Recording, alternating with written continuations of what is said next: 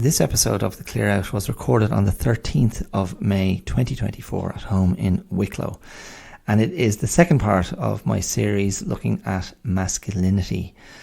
And in today's episode, I look at masculinity through the movie lens.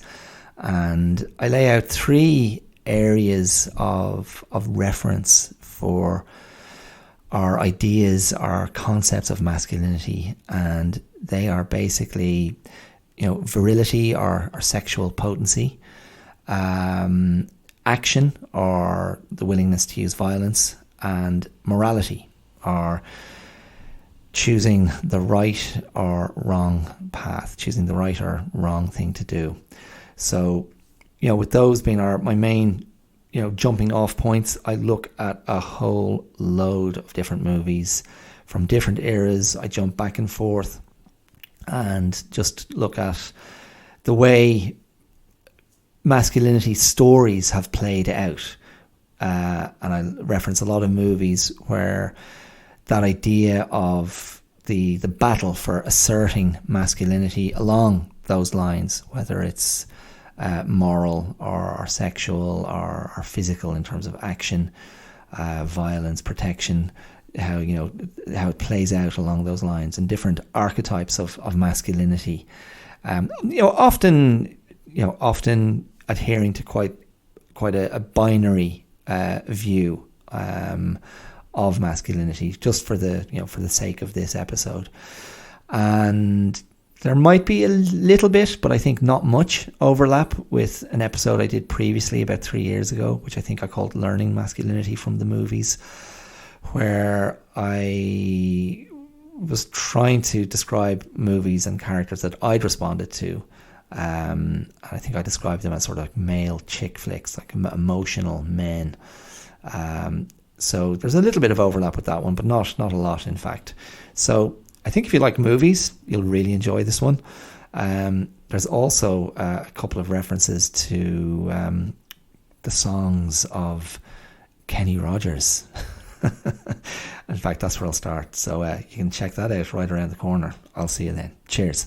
Not gonna change my mind, leaving the dream behind, keep my emoji inside. Hi, my name is Dara Clear, and you're listening to The Clear Out. Thank you so much for joining me. You're very welcome. So we continue with my series on masculinity, which started last week with What is a Man Anyway? Part 1.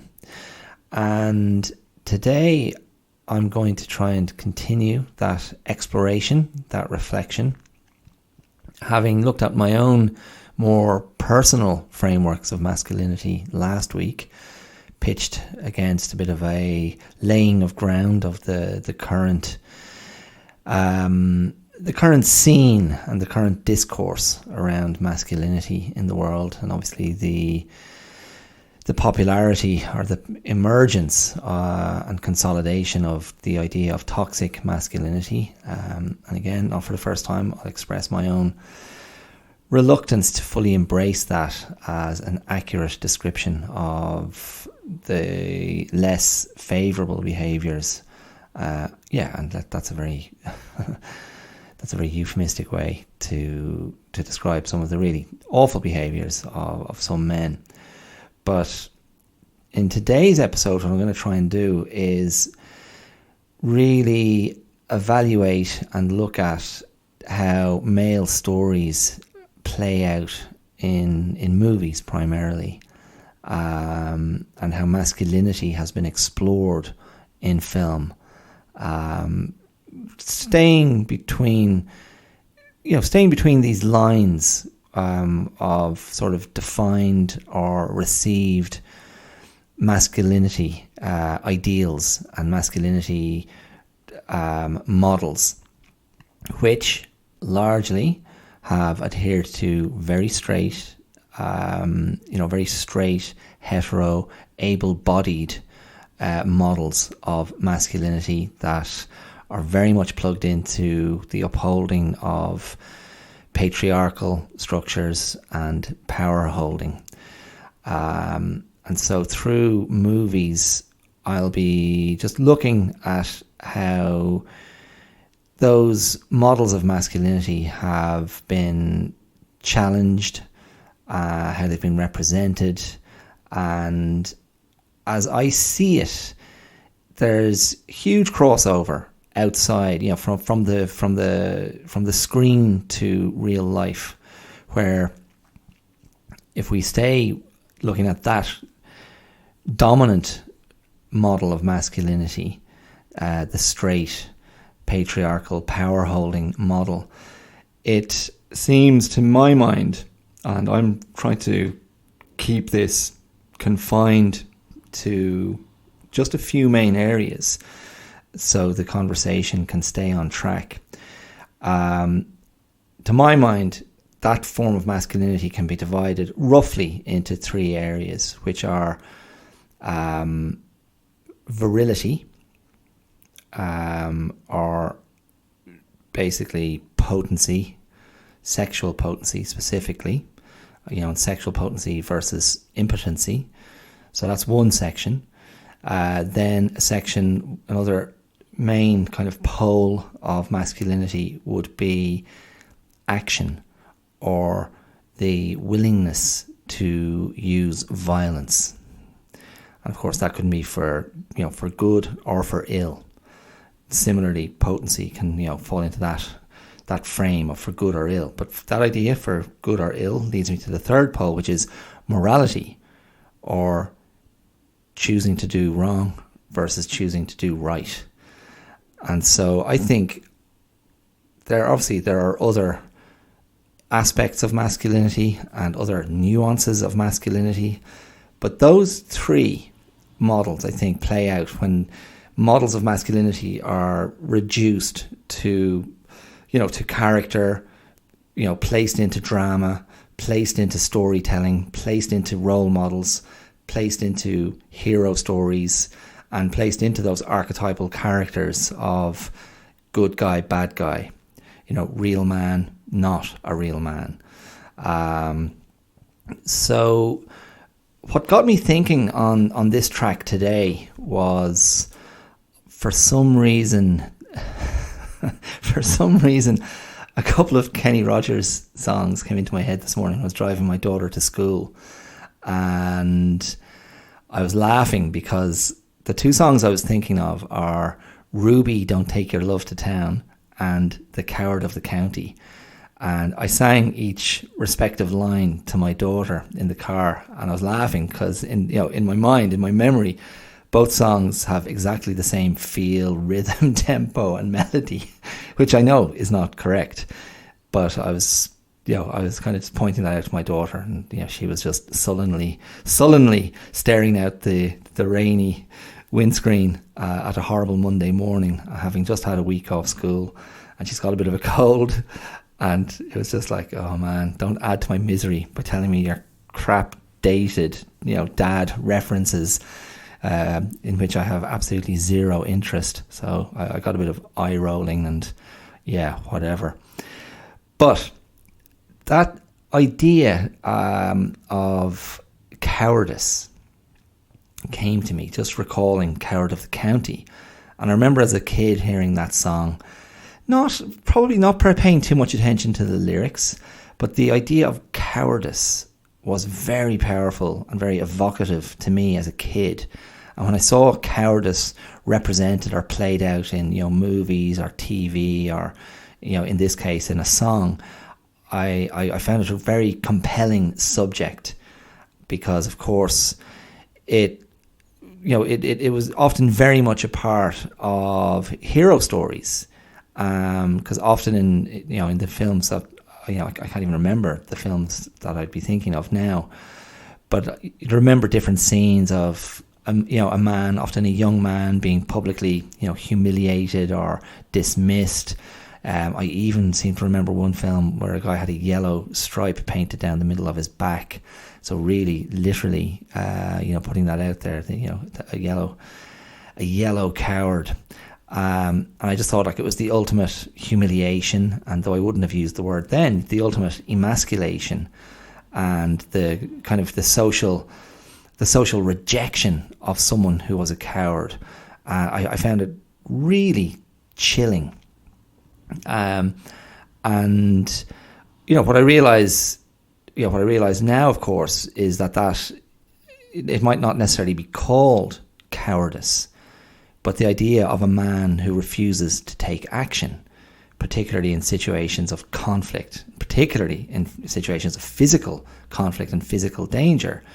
There's an implied cowardice, and there is an othering of men like that, and a diminishment of men like that. And on some level, I certainly would have probably thought of myself as that kind of a boy. My fear of bullies was very real. Bigger, more dangerous, young men, boys. I was like, oh man, I don't ever mess with them.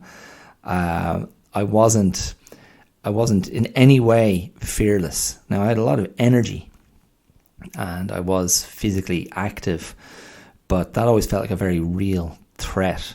And so maybe there was a fear that I projected onto these characters that I saw on screen to go, God, is that who I am? Or wouldn't that be the worst, to be outed and publicly shamed as someone with no backbone, someone with no evident courage, which is, of course, very unheroic.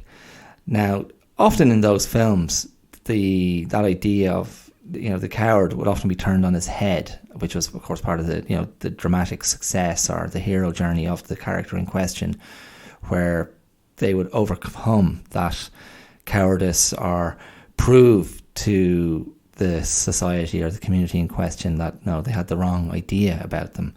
And of course, that's the story of Kenny Rogers. The Kenny Rogers song, "The Coward of the County," is about a young man who has basically made a pact with his father, who was put in prison for a violent crime, that he wouldn't be a violent man. Part of the lyrics, you don't have to fight to be a man. Turning the other cheek doesn't mean that you're weak. But the story of the song is basically that this the boy, his name is Tommy. The song is narrated by his uncle. His girlfriend is attacked, and the implication is that she's raped.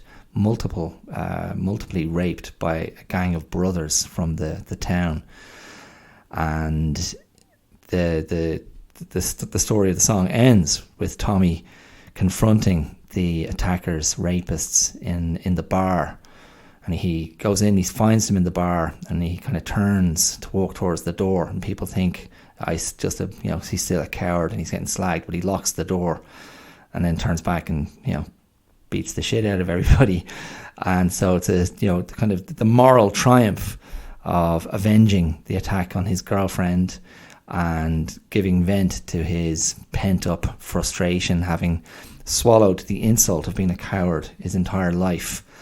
And the closing verse is him speaking to the deceased father and saying, "Dad, I'm sure you'll understand that sometimes you have to fight to be a man." So, it's very simplistic, a little fable, little morality story, but 100% about masculinity. And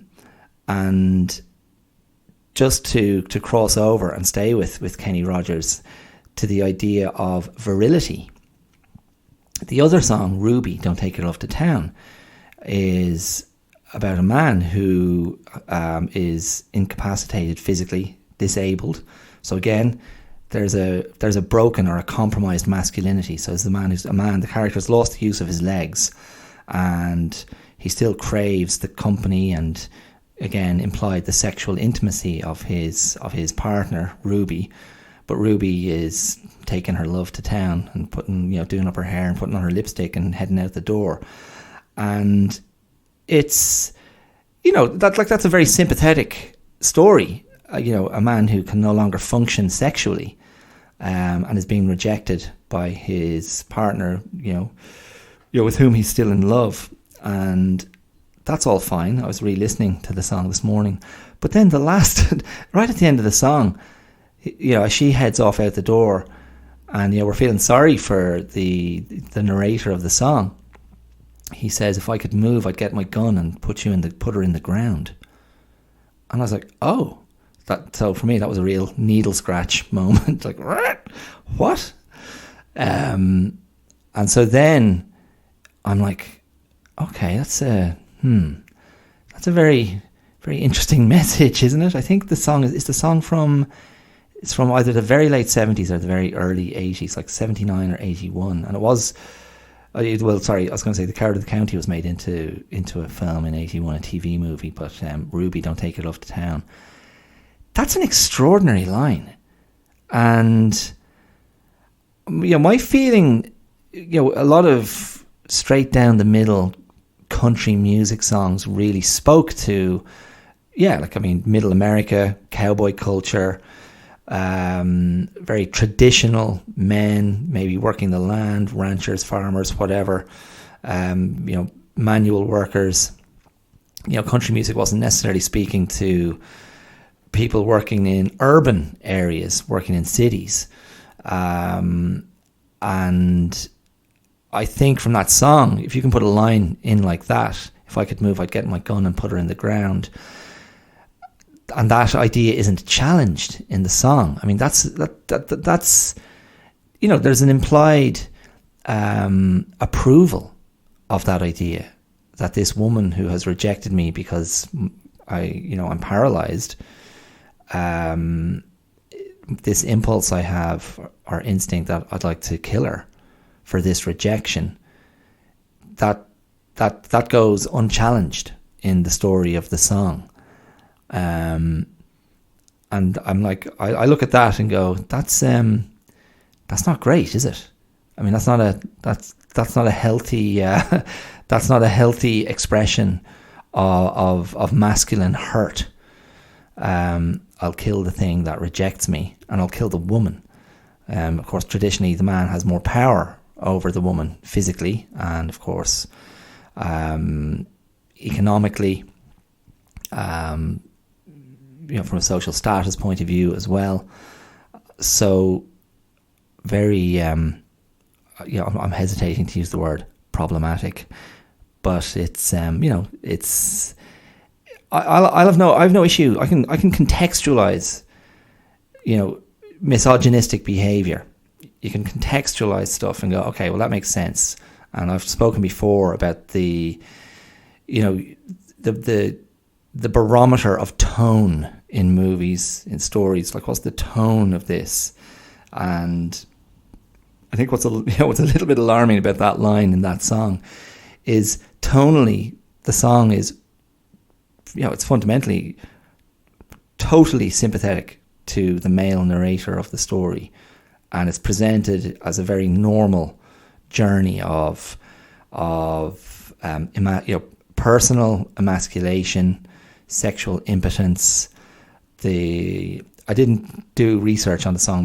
My presumption was that this guy's an army veteran, possibly a Vietnam War veteran, and there's that implication. I served. I paid not the ultimate price, but maybe the penultimate price. I've come back disabled. I've given away my ability, and I can no longer have that relationship with the woman I love, and she is choosing able-bodied men over me.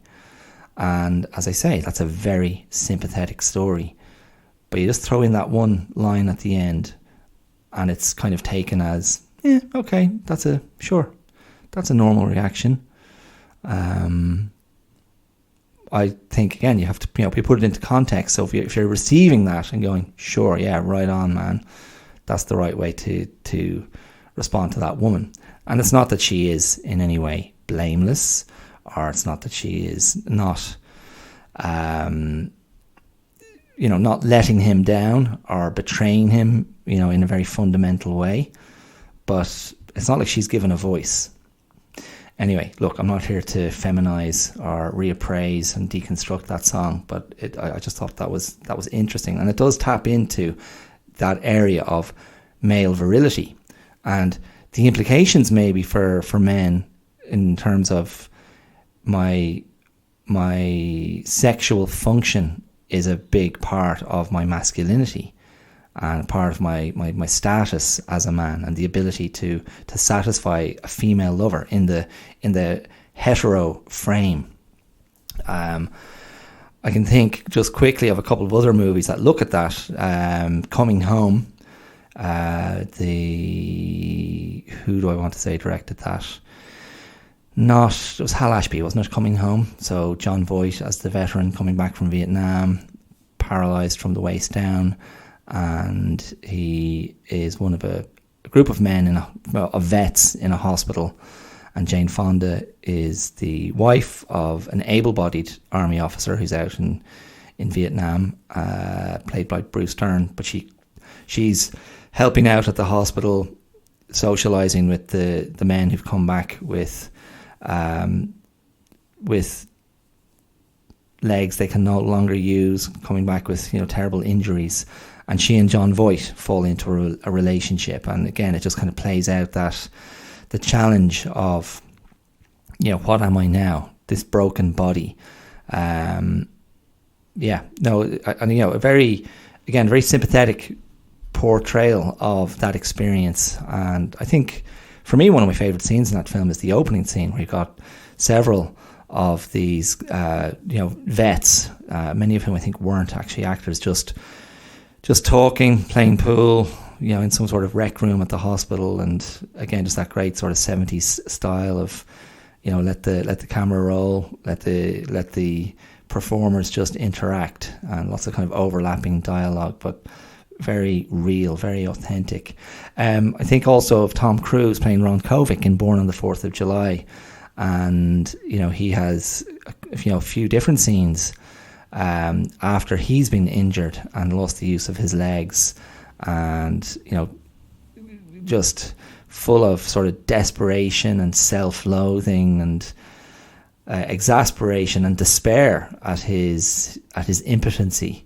And of course, his journey is then he regains his potency by campaigning for greater rights and acknowledgement of Vietnam War veterans and what they had to go through and what they came home to, and being an agent to advocate for veterans' rights, and so I mean that again is it is a commentary on masculinity. It's a commentary on potency regained, and a commentary on identity reclaimed as well. But if we come back to the idea of cowardice, because I was kind of looking at this in very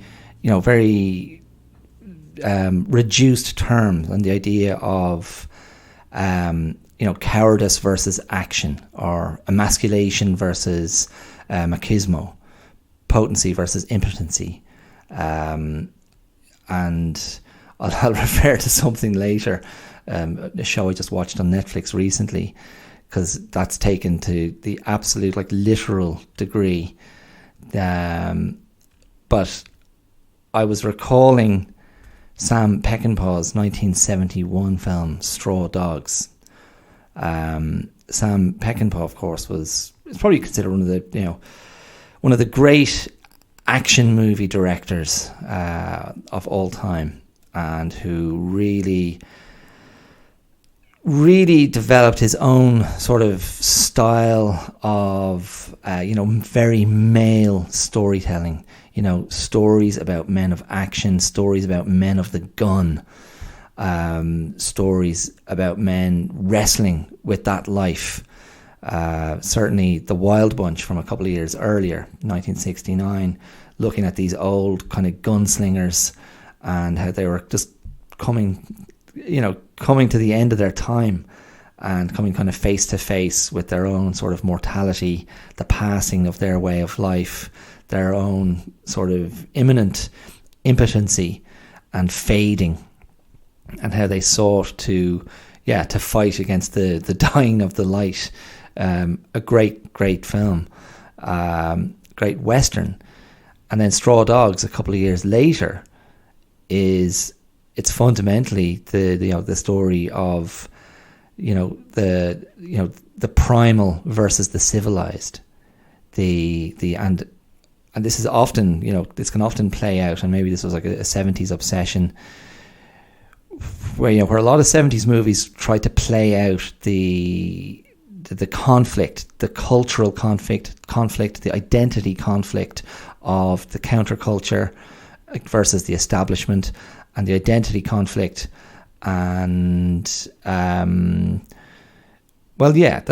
identity conflict in terms, and kind of spiritual conflict of sort of the American involvement in the Vietnam War, and the idea of invasion and encroachment and going where you shouldn't go, and the cost of that, or the cost of underestimating the enemy.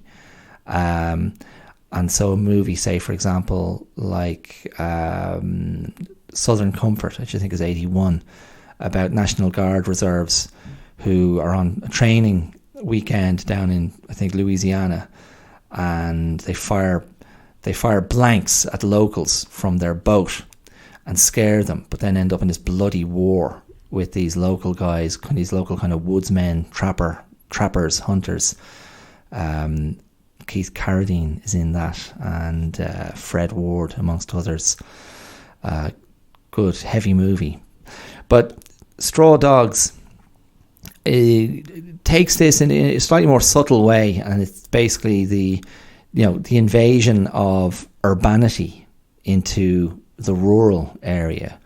And so in Straw Dogs we have Dustin Hoffman, who, in many ways, like Dustin Hoffman, if you think of his sort of emergence, was as a sort of, the epitome of nerdishness. It was like Dustin Hoffman, then kind of the nebbishy, emasculated loser in The Graduate, in Mike Nichols' The Graduate, which was, I think, 1969, and he is the young man lacking in confidence, uncertain, and the mother of his girlfriend, played by Anne Bancroft, seduces him.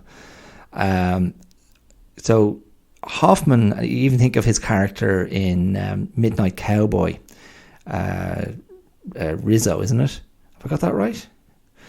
Or am I confusing that name with Stockard Channing's character in Grease? But anyway, look, Midnight Cowboy, Dustin Hoffman's basically playing he's like a street person. Looks wretched, ratty, scuzzy, dirty, but he's a sort of a hustler. But he's like, just this kind of tiny little guy, not physically imposing, and he befriends John Voight's cowboy, who's come up to the city, but he's a fish out of water, and John Voight finds himself being basically like a sex worker, a gigolo, an object of sexual desire, and Dustin Hoffman kind of partners up with him, and it's a great performance from Hoffman, but he does not represent alpha masculinity, and so in Straw Dogs, again, very typically, he's playing a maths professor or maths academic, American, who moves back to his English wife's rural village down in the West Country. I think it's down in Devon or Cornwall. And his wife is young, she's beautiful, she's very comfortable with her femininity, with her sexuality, with her body, and she is a known quantity in the village, in the history of the village. She has been desired by other men there. She has an ex-boyfriend there. And they are immediately hostile to Dustin Hoffman's character. And a campaign of, terrorism. It's an escalating thing. It's like, let's keep pushing this guy to see where he cracks. And, his wife is making little of it, and it's clear that their marriage isn't perfect. The guys are leering at her. He's suggesting to her that she should be a little bit more discreet with her body, cover herself up a bit more, wear a bra, for example. And so there's this kind of tension between them, where instead of him confronting the men, he's trying to get his wife to control herself and conform to something that's going to draw less attention. And so there's this kind of tension where she just wants, well, I'm just going to be myself. You need to tell, you need to make friends with those guys or tell them to back off.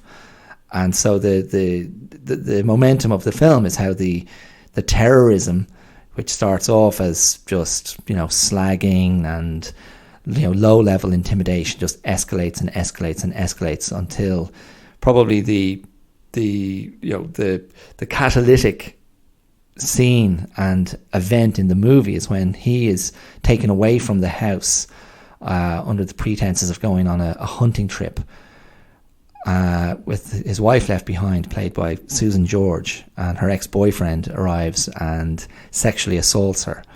And this scene has provoked a lot of discussion and reaction and controversy over the years, because it's a rape scene that starts out with her resisting, very clearly resisting, but over the course of the sexual assault, the rape, she starts to, we're led to believe, how it's portrayed and played is that she enjoys it and ends in sort of a mutual sort of consummation.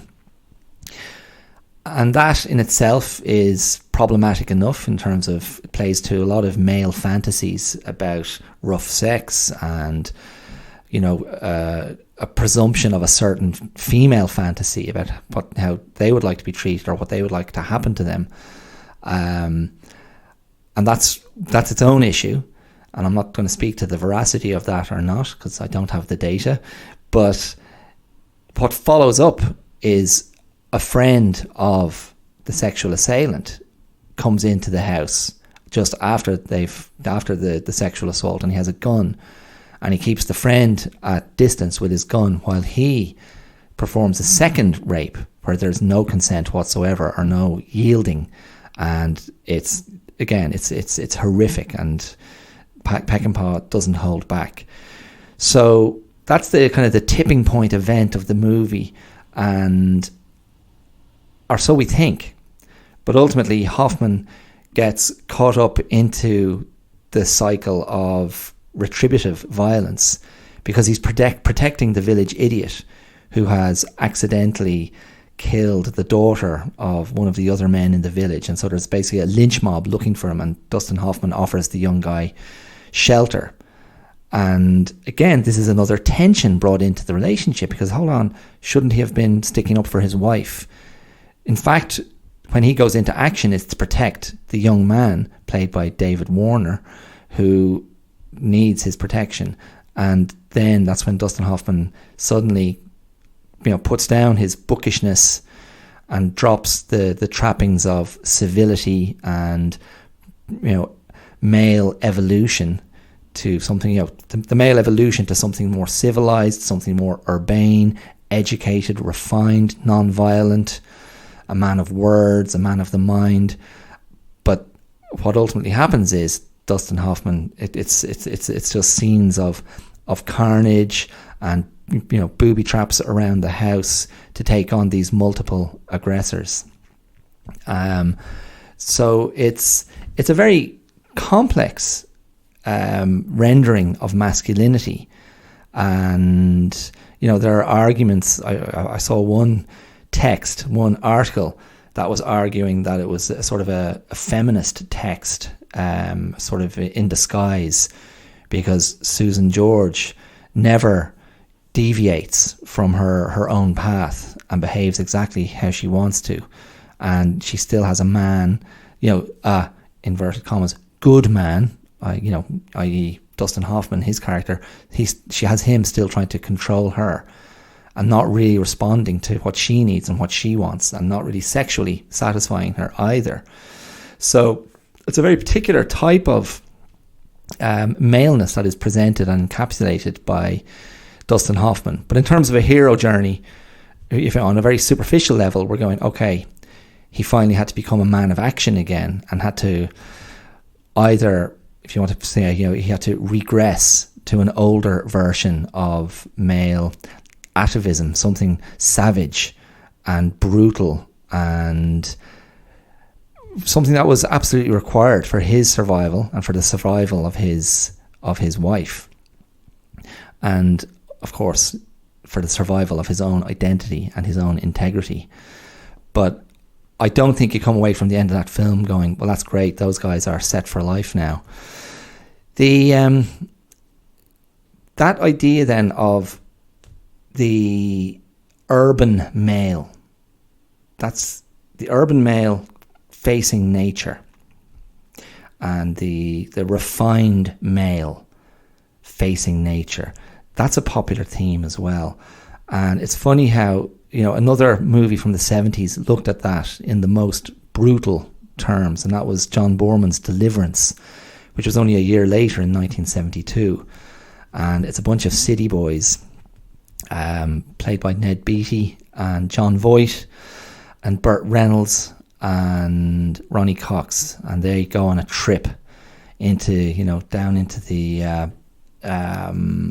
down into kind of mountain country, and they're going to take their boat down the rapids, and it's a weekend trip of the city boys who are quite condescending about the locals, with whom they have to leave their car with an agreement that the car will be driven down to the end of their trip.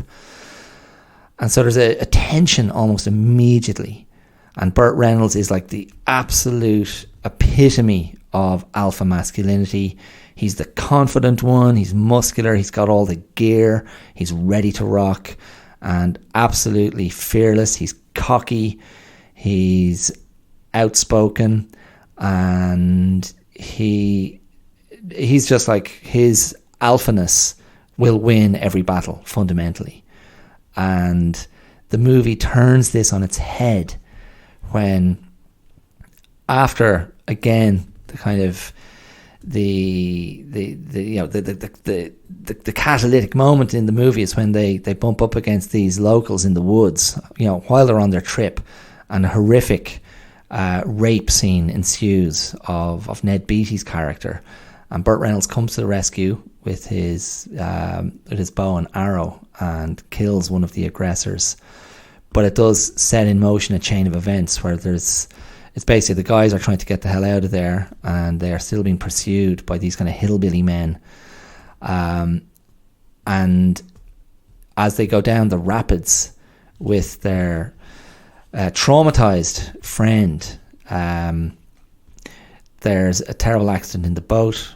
One of the other guys dies, and Burt Reynolds has a horrible accident which leaves him with his femur sticking out of his leg and his white flesh and muscle exposed, and he is instantly worthless in terms of being able to assert his manhood and assert his alpha masculinity. And it's one of the more thoughtful characters, and one of the more evidently sensitive characters, the pipe smoking John Voight, who has to overcome his fear and climb up this cliff face in the dark with the bow and arrow to try and get in a position where he can defend them and take a kill shot against the other hillbilly who's been pursuing them. So again, it's a man conquering his fear, stepping out of the beta mode, stepping out of the, not so much a nebbish, that character, but the softer male character having to find something hard and tough when faced with the brutality of nature and faced with the brutality of other men.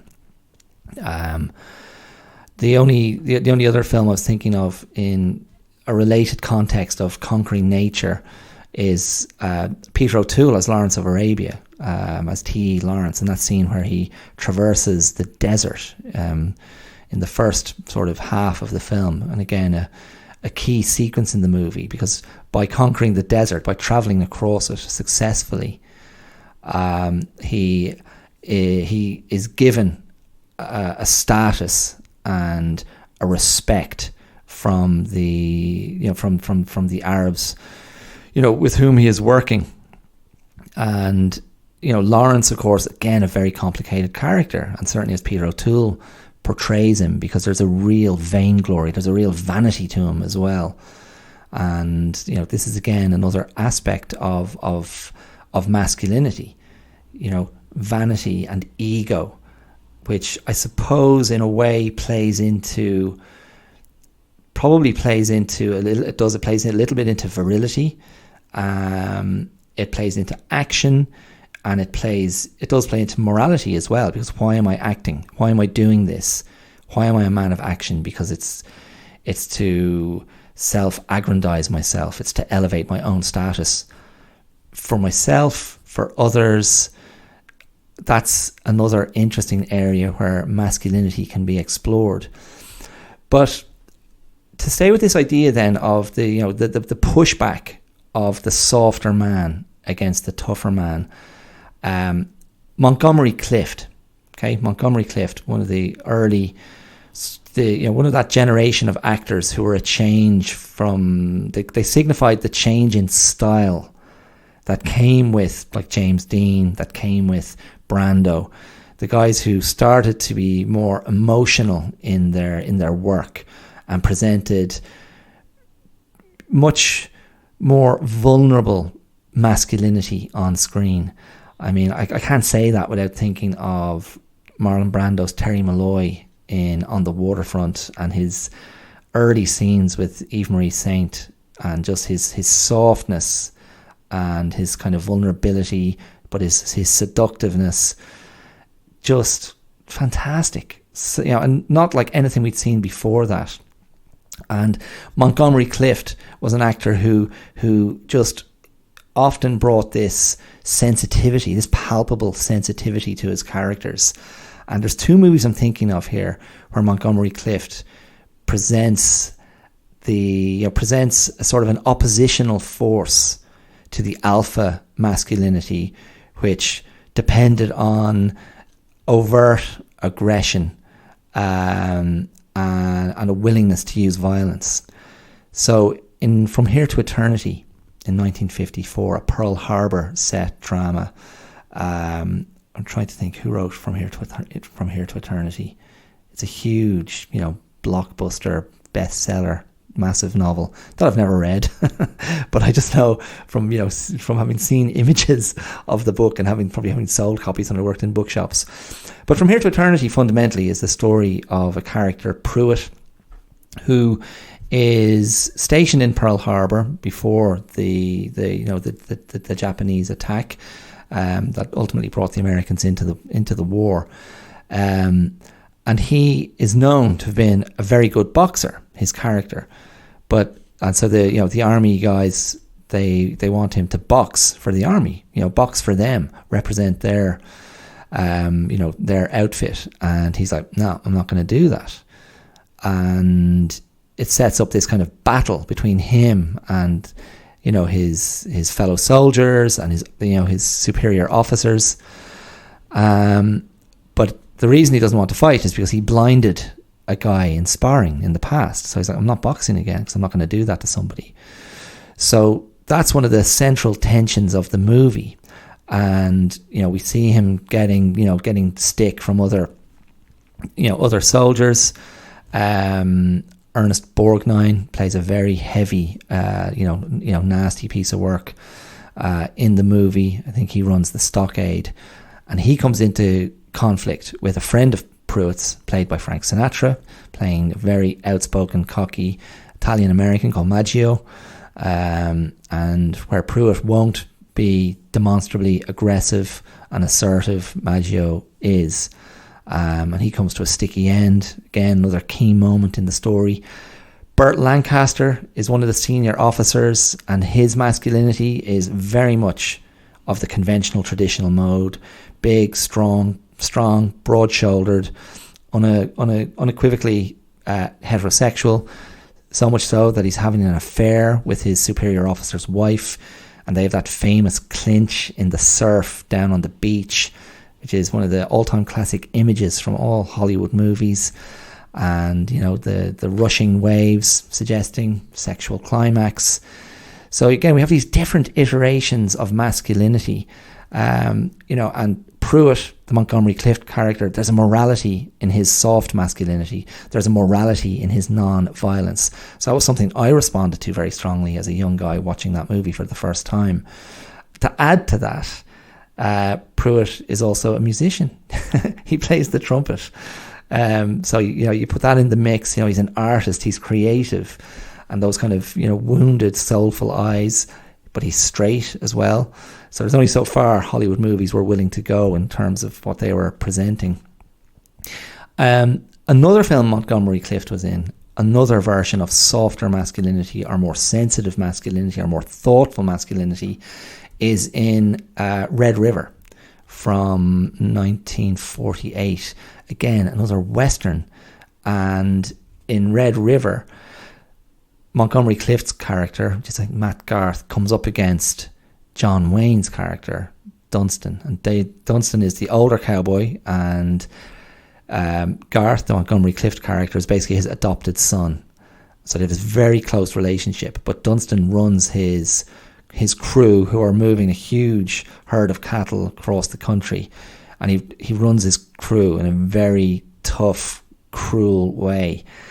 So Montgomery Clift is kind of, the buffer between the John Wayne character and the rest of the men.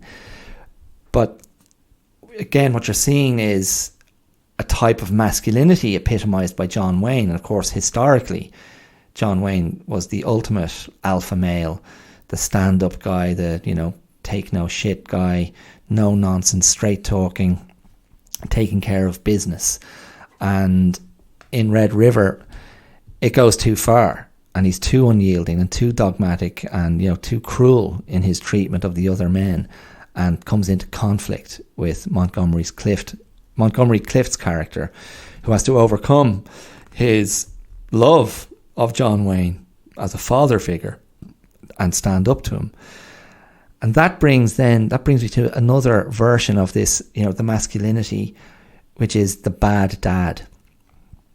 And that's a particular archetype as well. And the bad dad in Red River, of course, is played by, John Wayne. But you see that play out in other movies. I think of East of Eden, the adaptation in 1955 of the John Steinbeck novel, in which James Dean's character, Cal, is just doing everything he can to get the love of his father, played by Raymond Massey. And again, you've got Raymond Massey as just the sort of the distant, apparently uninterested father, and James Dean as just the tormented, hyper-emotional, traumatized son. And he's the lesser of the two sons. I've forgotten what the other son is called. I mean, it's fundamentally the Cain and Abel story, adapted from the Bible. The fighting brothers, some terrible dark acts, and being banished from the love of God, kicked out east of Eden. But again, it's the playing out of different types of masculinity. You've got the good son who has the father's approval, and then you've got the son who wants more and doesn't necessarily have the equipment to say what he wants, or can't meet up or fit into the shape that's expected of him. So, the archetypes of masculinity were being pushed and being played with, going all the way back.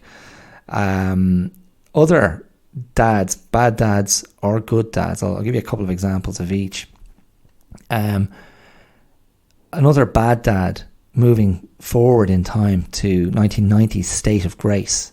State of Grace, very male movie, and very much about identity, about loyalty, about belonging, and about, again, sort of father figures and sons, good sons, bad sons. And it's very much about morality. Yes, it's about virility. It's also about criminality. And in that film, you have the two brother figures playing against each other were Sean Penn and Gary Oldman, as old kind of childhood pals from Hell's Kitchen in New York, Irish American community. And Sean Penn goes away, and unbeknownst to his old pals, he becomes a cop, and he returns to Hell's Kitchen as an undercover cop to basically infiltrate and get info on the main gang in Hell's Kitchen. And at the top of that tree is Ed Harris. So in this case, Ed Harris is the bad dad. He's the older brother of the Gary Oldman character.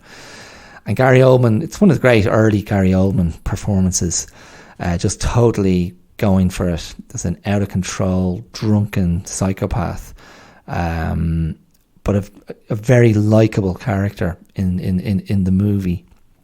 And ultimately, they come up against Ed Harris's moral cowardice, his moral venality, his corruption, and his inability to defy what the stronger Italian mafia want to do, and want him to do to one of the key members of his gang.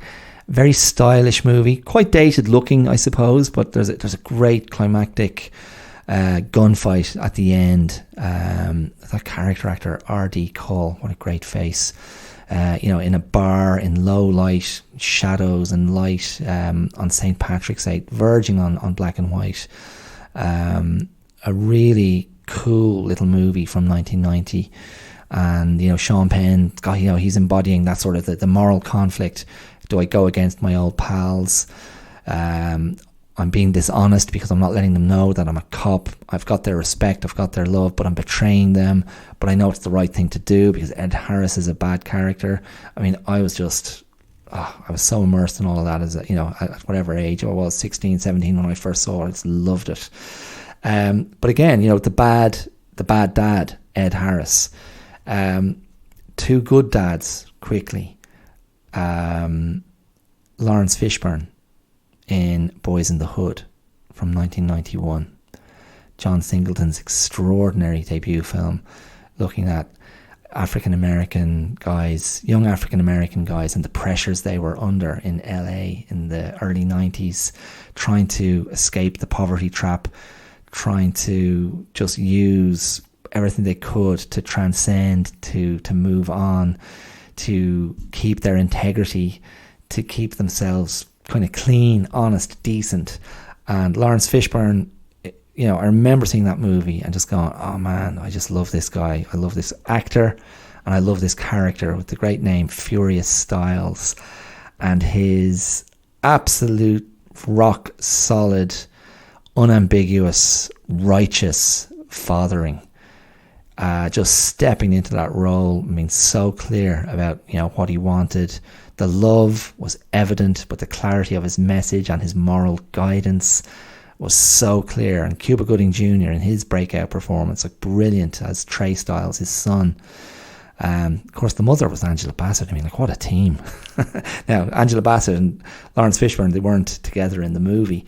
They'd split up, but just an absolutely ideal dad in so many ways. Just such a stand-up guy. He just exuded integrity and righteousness, and I couldn't get enough. Also, a few years earlier, a film I wouldn't have as much love for, Wall Street, Oliver Stone's Wall Street from 1987, and there's two bad dads there's not two bad dads. There's the conflict is between Michael Douglas as the father figure that Charlie Sheen's young character is drawn to as the epitome of yuppie success, the absolute apex, stockbroker king, who famously delivered the line, greed is good. I don't think anything could epitomize 80s America and yuppiness more than that. And Charlie Sheen falls under the spell of Michael Douglas. But his character, his father in the movie is played by his own father in real life, Martin Sheen. And Martin Sheen is a traditional, blue collar trade union man, shop steward. And so you've got his values, which are about looking after the company, looking after the man, looking after the worker. And he comes into direct conflict with the avaricious Michael Douglas, who's involved in some insider dealing, insider trading, and going to take over the company. And Charlie Sheen is caught between, who do I follow? Because he's kind of dismissing the dad as being passé and old-fashioned. But again, it's masculinity being played out again. Do I follow the moral guy or the immoral guy? Oliver Stone is all over this. That's a real sweet area for Oliver Stone. If you think for a second about Platoon, which was 88, wasn't it? And how, once again, Charlie Sheen, or maybe Platoon was 86, maybe that was beforehand. I think it was beforehand, sorry. Charlie Sheen in Platoon, again, is the guy who volunteers to go to Vietnam, whereas, a lot of the guys in his squadron, or platoon, sorry, obviously, weren't volunteers. They were drafted. A lot of African American guys and other young guys. And Charlie Sheen's character said, no, I signed up. I want to be here. And Charlie Sheen, is torn between the leadership of two different sergeants, played by, on one hand, Tom Berenger, in very much a sort of a toxic masculinity mode. Ultra hard, ultra tough, and we find, ultra, immoral, and sort of, someone who betrays the virtues of honor and loyalty. So him on one side, like an absolute apex warrior, and he's pitched against Willem Dafoe, who is clearly also a leader and an officer that the men respect, but for different reasons. He's a softer, more fluid, silky version of masculinity, a man of ideas, a man who's not afraid to, smoke a joint, spiritual, open, thinking, reflective, and sort of the yin to Berenger's yang. But the way they're depicted in the movie, we're left in no doubt as to who the good dad is. So in a way, if we take that even as a larger idea of what young men are presented with, it's like, what's the good path? What's the right path? How does that play out? Who's the good father? Who's the bad father? And it's not necessarily literally your biological father, but like, who are the figures that we follow? Who are the figures that lay out the path of masculinity, of manhood, for us, and what one appeals to us more and why. Staying in the 80s. Okay, so that's just that section on kind of father figures. But staying with that idea of who do we see? Who do we see? What do we see? So I was a kid in the 80s, and there is no... it's probably the last time we had such a cartoonish representation of masculinity in mainstream movies. Now, I know you could argue that the superhero movies that have been so popular over the last 15 years, there's nothing more literally cartoonish because they came from comic books. But a lot of the superhero movies, the Marvel movies, and the DC movies, there's a sort of there's a knowingness and a winkingness and a postmodern flavour and tonality to those movies. And there's a real comic streak to a lot of them. But if you go back to the 80s and the action stars, so the two obvious big action stars are Sylvester Stallone and Arnold Schwarzenegger. And it's, if you put it into a context of the 80s, where the ambiguity and the nebulousness and the cynicism and the shaken confidence and fallen idol nature of the 70s and the 70s movies and the new Hollywood, which really, it was such an exploration of, let's look behind the curtain, let's look under the carpet, let's lift the lid on the veneer of propriety, civility, rightness, cultural superiority, institutional superiority, and let's explore all of this in every conceivable genre, from westerns to political thrillers to romantic comedies to dramas to horror. A lot of those horror movies played out that cynicism as well, from the late 70s into the 80s. And then the 80s came along with that kind of economic surge and Reaganomics and the surge of confidence in the dollar and in the sort of the white, yuppie, straight success of America. There was an unapologetic kind of an unapologetic and totemic simplification of Americanism, and that sort of success and strength. And ironically, it was an Austrian that came to epitomize that in so many ways in Schwarzenegger, and then Stallone, the Italian American, and the way that was represented was by just building these ridiculous physiques. It was just so on the surface. It was so superficial. Let's create this body that there's no gray area. There's no questioning about what is it. It's muscle. It's muscle. And of course, that sort of physicality becomes an extension of potency. And movies in a way were never more black and white than in the super colourful 80s. There was never more black and white than Rocky taking on Drago in Rocky IV in 1985, or Stallone as I've forgotten his character's name in Cobra.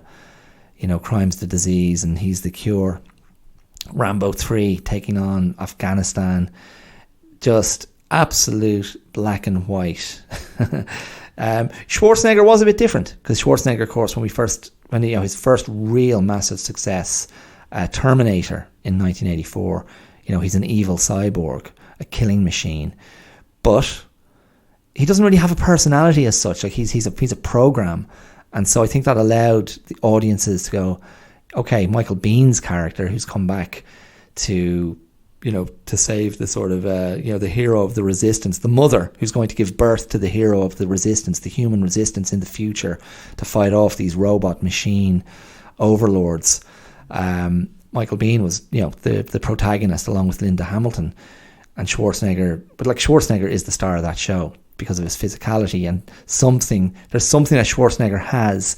Something he had that imbued his characters with something else. There was a humour in Schwarzenegger that arguably Stallone lacked, even though Stallone had his own charms.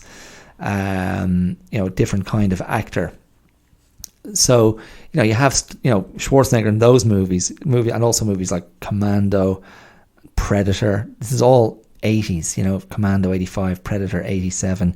One of my trashy favourites of Schwarzenegger's is Red Heat from 88, where he's a Soviet, a Russian cop who ends up in I think it might be Chicago, to follow a Russia gangster over there, and he ends up teaming up with Jim Belushi. But I think that movie opens in like a Russian sauna, where Schwarzenegger is basically fighting and beating the crap out of people fully naked in this sauna, in some sort of snow-surrounded monastic sauna, grabbing hot coals and placing them in the hands of his enemies. And again, this idea, you come back to the potency and a model of masculinity. Yeah, I've nothing to hide here. That's how masculine I am. You can look at everything I've got. So it's like, let's put the penis front and center. I'm all dick, I'm all muscle. Check me out, isn't this a wonderful thing? And think about that. Just think about the impact of those two models of masculinity, Stallone and Schwarzenegger. And really, they dominated the 80s. It was kind of later in the 80s that the model of action hero changed, with Bruce Willis coming in with Die Hard. And then it was like, okay, action heroes don't have to have that physique. They can look different. Like Nicolas Cage would have extended that a little bit later in movies like Con Air. But yeah, it was that, there was a shift in terms of that pure action star. But it would be easy for you to think that, okay, so that was all that was on offer. And I remember enjoying those movies, but I could kind of see the cartoonish nature of those characters, even though as a boy you're kind of going, whoa, those bodies are insane, those muscles are insane. And are they desirable? On some level, but not really. They just felt like way beyond anything that was real.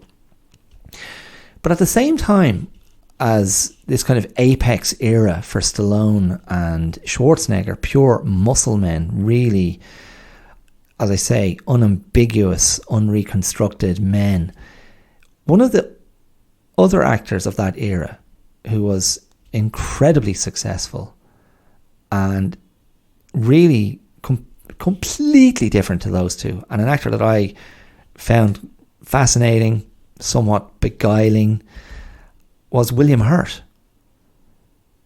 Now, William Hurt was, I'm not sure, I can't think of a movie where William Hurt threw a punch. Maybe in Body Heat. William Hurt was not a man of action, not in that way. He wasn't an action hero. He wasn't a muscle man. He was very often the protagonist of movies, but he was instantly identifiable as a softer version of masculinity. Cerebral, thoughtful, reflective, sensitive, quite soulful in his way, but also maybe could be accused of being a little bit cold, a little bit aloof. William Hurt, incidentally, also played another literally emasculated figure. The character he played in The Big Chill was someone who couldn't perform sexually, a war injury.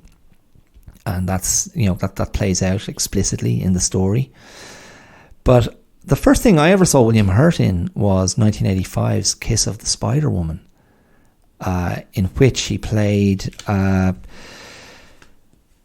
gay character, a trans character in a prison in South America. And he is tasked with seducing the revolutionary, his cellmate, who's a, anti-government revolutionary, played by Raul Julia, and does so.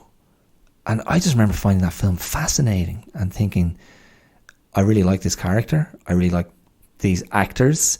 I mean, I definitely was much more provoked, stimulated, turned on, not sexually, by William Hurt's character. I just found him fascinating, and I loved that character. I was like, okay, this is another form of masculinity, and it has its own power, and it's risky, and it's transgressive, and it courts danger, because Raul Julia's character was not gay, and was very probably very much in that kind of machismo, South American machismo mold. So how that played out, I just found it fascinating, and it really etched itself on my imagination and on my sense of what a man could be, and I just thought it was absolutely fantastic. So I just think it's interesting, like it would be easy to just think, oh yeah, well, men in the 80s were like this, the Schwarzenegger Stallone model, but there was William Hurt playing very much not that type of man, and he was a very successful leading man all through the 80s. Broadcast News in 87, Big Chill was 83, Children of a Lesser God was 86, and other movies.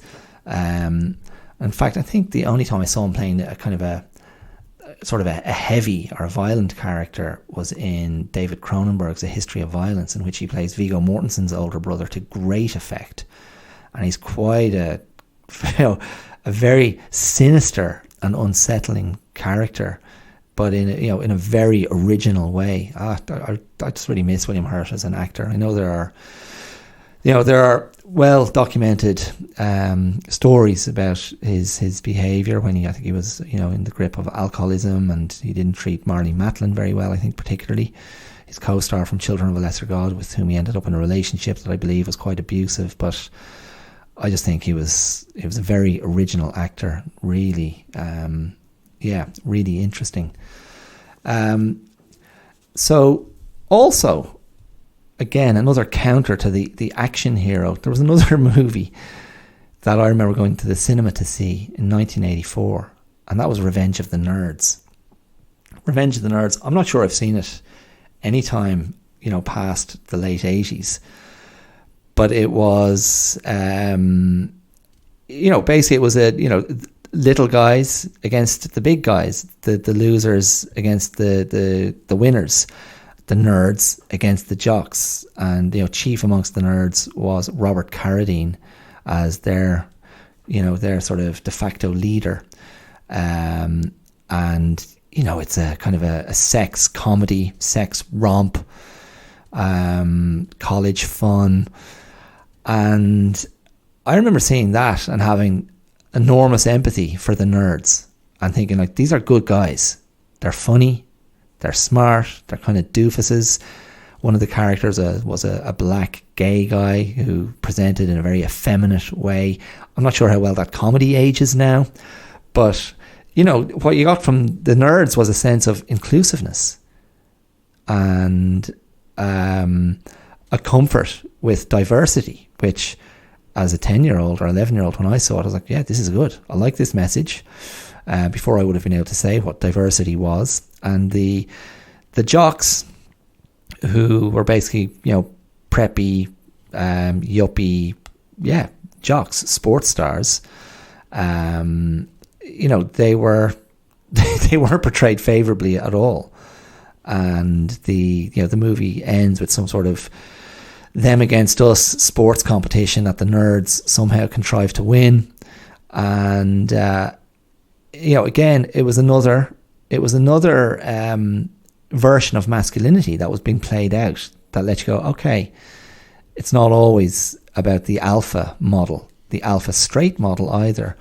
And a key moment in that movie is when the nerds receive the backing and the demonstrative backing of former fraternity brothers, former alumni. And at a key moment in the movie, when there's some sort of negotiation being played out between the different fraternities, about a dozen really big, strapping, handsome black men walk in to go, we're with the nerds, led by Bernie Casey. And they're all in their blazer jackets and their uniforms, and suited and tied, and they look great, and they're badass, they're cool, and they're going, we're not taking any of your shit. And I remember responding very strongly to that and kind of going, yeah, nice. The black guys are righteous, they're cool, they're on board, and they're backing up the little men. They've got integrity. So I thought, like, that was a nice touch.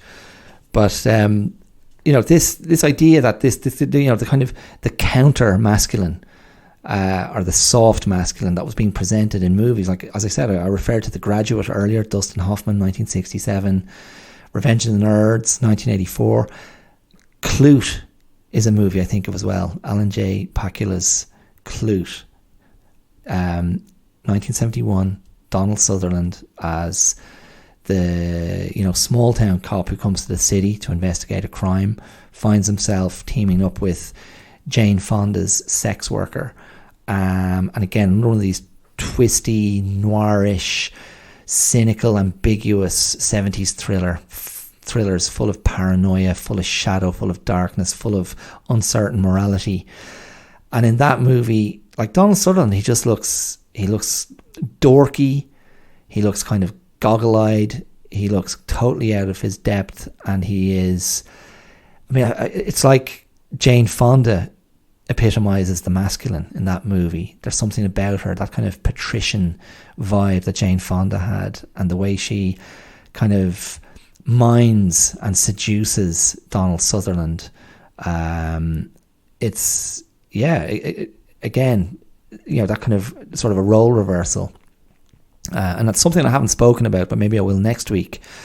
Just that idea, the countering of, the idea of masculinity being everything that isn't femininity, masculinity being a rejection of femininity, and of course that feeds into homophobia and chauvinism and sexism and misogyny and all of that. So maybe that's a discussion for next week's episode. But that idea then of the sort of the nerdy male succeeding, maybe David Fincher's Social Network from 2010 epitomizes that more than anything else on the screen. In reality, we are living in the world of the nerds now. This is this is Mark Zuckerberg's world. This is Jeff Bezos's world. This is the Tesla guy, Elon Musk. It's their world, and we just happen to live in it. I mean, this is the truth. You're talking about who are the most powerful, influential guys in the world, who are the richest men in the world. And, you know, the nerds have risen. The beta males have risen. And the men who used to rely on their muscles and their physical capacities and their virility to conquer the world and to carve out their piece of the world and build a life, guys who worked by their hands and their muscles and the strength of their backs, they've been outdated, they've been outmoded. I mean, I spoke about this a little bit last week, and the guys at the keyboards are calling the shots. So it's again, it's another version of masculinity, isn't it?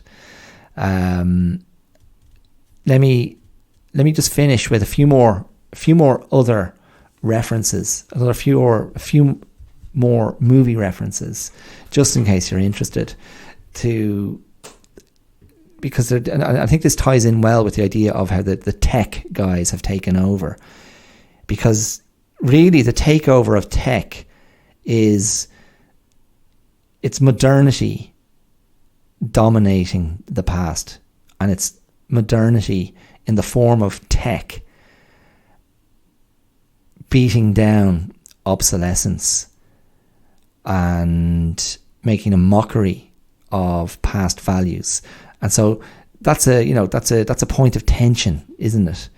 And I'm reminded of a film from 1962 called Lonely Are the Brave, which is a very interesting sort of neo-Western, because really what it is telling is the story of a cowboy whose time has passed, a cowboy who the modern world can't accommodate anymore. The cowboy is played by Kirk Douglas, and he is a guy who finds himself in a position where he's tried to break a friend out of prison, but the friend is like, I'm going to stay in prison because, you know, this is better for my domestic situation. It's better for me and my wife if I just serve out my sentence rather than get caught and have to do more time. And so Kirk Douglas finds himself on the run, on his horse in modern America, which, you know, that was the America of 1962. And he's pursued, you know, in a way this was a sort of a foreshadowing of the Harvey Keitel character in Ridley Scott's Thelma and Louise, where Harvey Keitel is very sympathetically pursuing Susan Sarandon and Gina Davis, who are the kind of the renegade women outlaws who've killed a man who was trying to rape one of them, and that the same woman, Gina Davis, her character, was fleeing an abusive relationship, and Harvey Keitel is the man who's like, come on, let's work this out. I know you're good people.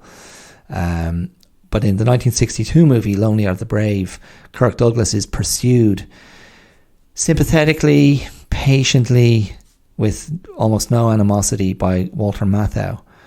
And Kirk Douglas is on a horse, Walter Matthau's in a jeep, and, you know, ultimately that movie ends quite tragically, and it's a literal meeting point of the old and the new, involving a truck and the horse on a highway. But you know, again, it's as an exploration of masculinity. It's a man being forced to go, my ways don't work anymore, and the world can't accommodate what I was, and coming face to face with that sort of denial of identity, or rejection, or obsolescence of identity, which is why I mentioned the tech guys. But like the Western was always a great place to explore, you know, that idea of who I was, who I am, the obsolescence of the old way, the advance of the new way. And even if that's an internal journey, the old way being the way of the gun, the new way being the way of non-violence. A movie like Shane played that out very literally, with Alan Ladd's character being the reformed gunslinger who comes to the aid of farmers pitted against, you know, bad cowboys, epitomized none more so than by Jack Palance, the ultimate baddie. And Shane puts the guns on again to take care of business, but in the end puts the gun down and walks away, much to the consternation and horror of the adulating child of the farmer that he saved, played by Brandon DeWilde, going, "Don't go, Shane! Don't go, Shane!" Like a very elegiac Western. And again, you think of Clint Eastwood's Unforgiven in 1992.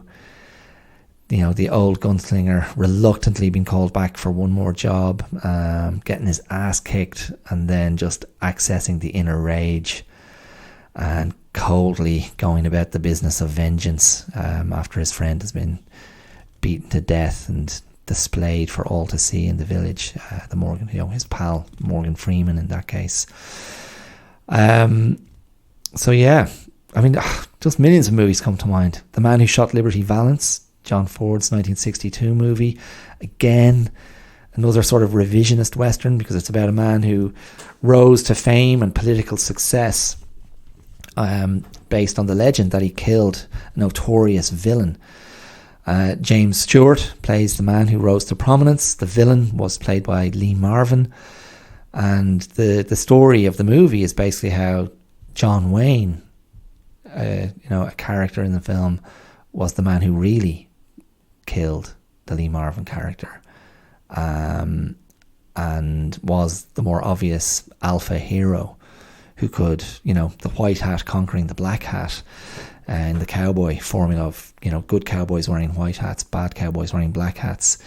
And James Stewart being a non-violent man, a man of the mind, a man of words, and probably an implied, if not explicit, cowardice or impotence in the face of violence, although he did rise to it on provocation. But in fact, it was John Wayne who then honourably, nobly, stoically, altruistically let James Stewart take the credit.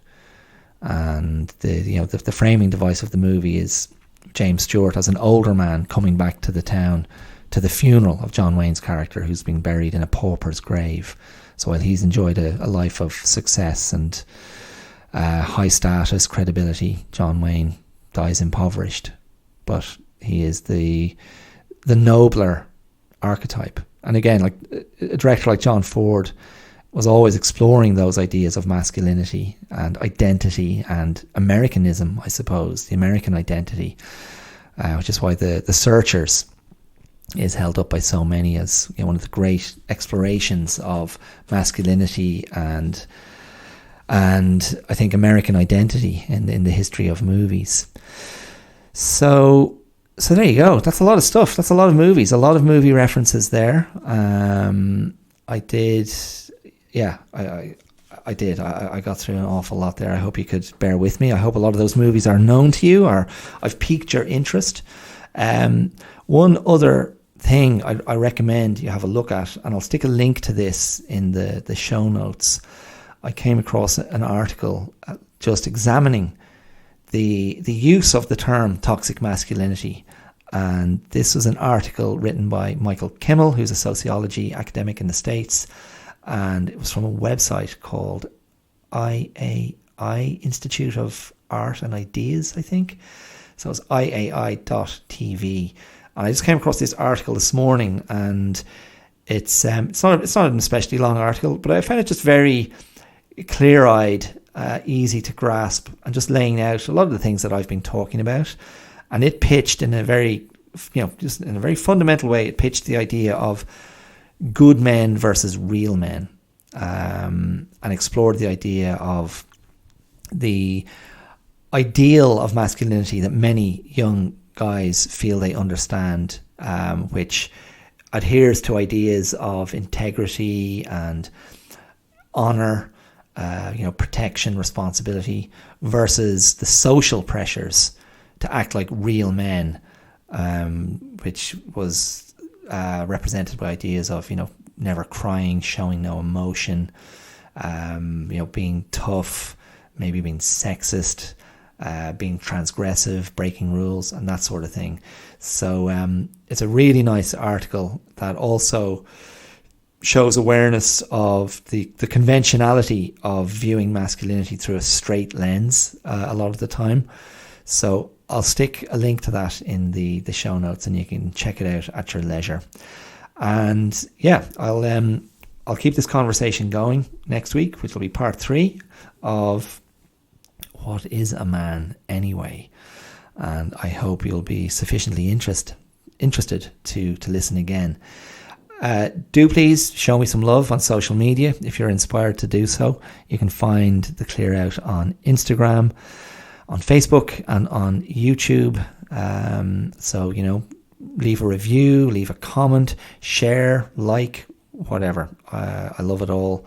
Reach out with a personal message. It genuinely means a lot to me to, get a response, get some feedback, hear your thoughts. If you really like what I do here, you can support the show. You can put your hand in your virtual pocket and give me not virtual money, give me real money, using the Patreon link. That's patreon.com/theclearout. And that would be wonderful. And don't forget, I have a new shiny website full of lovely things, and those lovely things are all of the episodes of the podcast. Can be found on the website, but also you can find the blog, which started in 2013. So all the archived posts from the blog, including some poetry, including some short stories. Each blog post has one of my photos. Lots of nice things there. And now that I have the platform to put some written pieces up, I'll be using that again. I'm sure I will write something on this topic from today and from last week. I'm going to definitely try and compose my thoughts around masculinity. So that website is theclearout.com. Please go and have a look at it, read something from the blog, listen to an old episode, whatever you like. And other than that, I will see you next week. I'll talk to you next week. Thank you so much for listening. I hope you enjoyed this. I did. It's quite a info filled episode. All those movie references. But I don't know if you're if you want to be OCD about these things, you can write them all down, check them out, look them up, and just be careful what you take from Kenny Rogers songs is all I can say. Okay, mind yourselves. I'll talk to you real soon. All the best. Take care. Bye.